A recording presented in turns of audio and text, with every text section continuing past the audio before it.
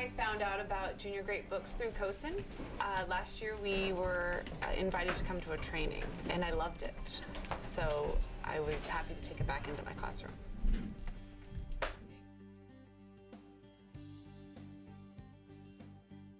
When I first started, I think the challenge was, how do I fit it in? So the first day, I read the story out loud, and I just ask the kids to put on Post-its a question mark. So as I'm reading through the story, they can post it down any questions that they have. And those questions guide me as to my direction for the rest of the week. The next day, we dive back into the story. I'm not reading it. I have them reading it with partners. And they're looking for conflicts within the story, the note-taking.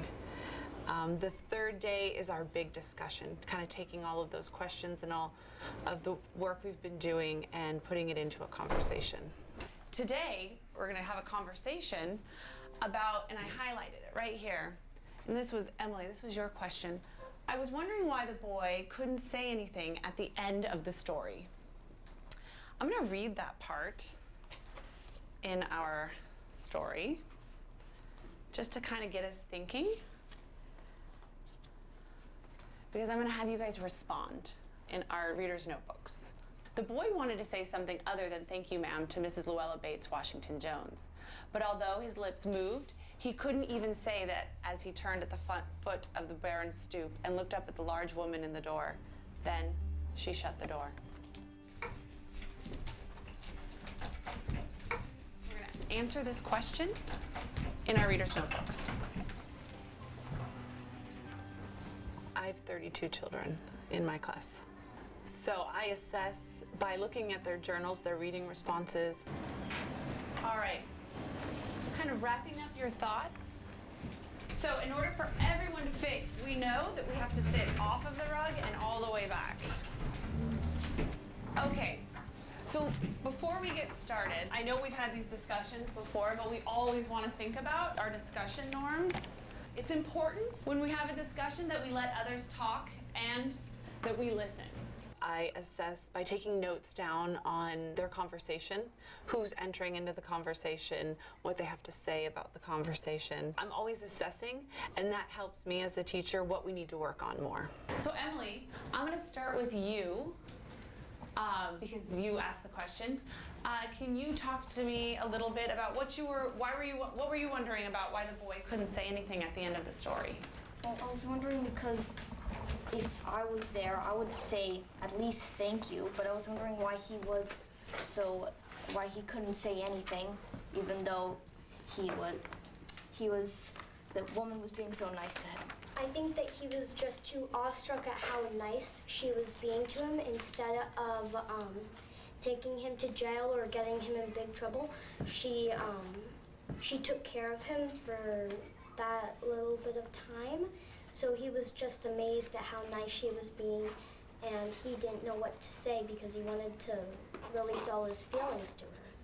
Tate, I want to add on, I think he was kind of like shocked, like mind blown of what happened, and he didn't really he wanted to say something, but he was like too shocked to say anything. I would like to piggyback on what you said. So I have to agree because maybe he was shocked, but he might have been frightened when what just happened because. Can you talk more about why do you think he was frightened? Where in the story would it show that he was frightened? In the beginning when she was dragging him to his house, that might have shown he might still be a little bit shocked. Yeah, because actually it says the loud one simply turned around and kicked him right square in the blue jeans sitter. He reached down, picked up the boy shirt front, and shook him until his teeth rattled. What page is that one on? Page 13. Evidence is important because kids think that there's a right and a wrong answer. And really with literature, there isn't a right or wrong, as long as you can back up your ideas with evidence. It's kind of like a two-way feeling. It would kind of be like shocked, yeah, like what you said, shocked and confused because he would be shocked, or you would be shocked because a person took you to their house and fed you dinner and gave you $10, but you'd also be confused because I mean, it's like a two-way feeling, what Olivia said. I think that he also might have been kind of like sad to leave her, because maybe he wanted like some more time, and also he was not sure, he was maybe also like kind of dazed, like he wasn't really ready yet to leave. He wasn't ready to go. Maybe he just like couldn't say anything because he had so much like emotions and like he didn't know how to express them. Hey, I'm sorry. Perry, I want to go back to what you were saying about shocked and confused. Can you talk a little bit more about what's a two-way feeling? So it's kind of like, so what Olivia said it was a two-way feeling, and because you can be shocked and confused because it's sort of like the same thing. Like, let's say, like what Emily said, if Roger could be shocked and confused because Mr. Lola Bates gave him $10, you'd be confused because he just stole her pocketbook. But then he'd be shocked because of how nice she was. Jack, thinking about, I want to hear some ideas from you about, I know Perry and a few other people touched on the two-way feeling, kind of shocked and confused. Did you have any other ideas as to why he couldn't say anything at the end? I was thinking about the blue shoes. I don't think he wanted the blue shoes as much. I think he just wanted food or maybe a family, because I don't really think he had a family. So that's why I don't really think, because he probably never really had manners before, so he probably doesn't, because nobody was there to teach him manners. So maybe he just doesn't know how to be polite to people. They get great literature. Literature that they wouldn't normally pick up. I mean, in the workshop model, they choose their own books, which is great, but they like, modern, the books that are trending and popular at the time. They wouldn't necessarily do that with a great book's story, but after we read it, I can guarantee 100% of the time that was a great story. And it's really good, to kind of push them to read something a little out of their comfort zone or something that they wouldn't necessarily read, to, expand their minds a little bit. I don't really understand because in the book it said that she had a long purse with everything in it except hammer and nails. So I think that was that's kind of a metaphor. It just means she has a lot of stuff in her purse. Yes. Like I agree with Perry because she's not gonna carry all that stuff in her purse. It's like just like saying she has a lot of stuff, like she's prepared. Because of the vocabulary in the stories, there is a higher level. And there are lots of words that we kind of don't use in an everyday conversation. And so great books is great when it comes to that. So they can, we do learn a lot of vocabulary as we're diving into the story. Well, having karma, because before he tried to steal a pocketbook and he got karma for that by him falling down and him getting catch. But then later on, he felt bad, so maybe he had good karma because he had a chance to run, but he thought, no, I shouldn't do this, and just let it happen, so maybe he got good karma. All right, so what's karma? Karma? Karma is like when you do something bad. Some people think it's like some people believe that if you do something bad to someone, something bad will happen back to you, and then it makes you realize that you shouldn't do bad things to other people, like treat people the way you want to be treated back. Thank you so much for this conversation. What I want us to do now, we've had a big conversation about wondering why the boy couldn't say anything. We've come up with a couple ideas. I wonder if we can go back to our initial writing, if we can either add on to it, or maybe our thinking has changed after this discussion.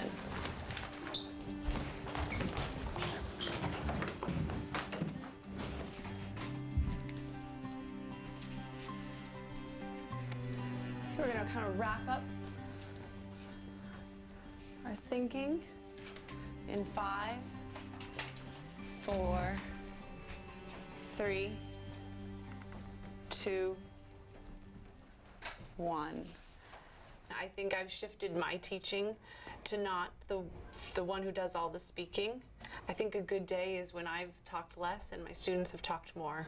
That's scary initially, but it's so beneficial and so wonderful by the end, because they really are learning so much as they are talking with each other and making mistakes, which is great. they're growing from that. And it is, and when you're initially going in, very overwhelming. But for me, I just think, you know, I'm just going to do it, and that we're going to learn from it. And every time, I'll learn. Okay, next time I'm going to do this, and that's what I want my kids to learn too. I really like that people share their ideas and they piggybacked on what they say, so that means they really listen to what they said. Yeah, and I think it's cool because we're all talking together, and like you, in your head, you think, oh yeah, it's definitely because of this, but then you hear someone else talk, and you're like, oh, I never thought of that. So I think it's really cool to hear other people's ideas. I like you understand the book even more. You get deeper into the story when you talk about it. This being taught us that when we say something, we should back it up with evidence so it would make sense. So if we just say something random that has nothing to do with the book and we don't have any evidence to back it up, it won't make any sense. She also has us like write in our reader's notebook, and she likes us to get into the habit, like when we're reading, we should stop and jot and like write down the reasons why we think this is happening or that's happening. Also, if you could just say like, no, you're totally wrong. I totally disagree. Those, like, you can. Everybody's right as long as you have evidence. Everybody can be right. Sometimes it feels like, why don't you like disagree with me? But then when they like have evidence, like we were just talking about why they don't disagree, you can sometimes now disagree with your own idea because of what somebody else said. I like great books because the stories are they're really good stories. Like, what do you mean by your question?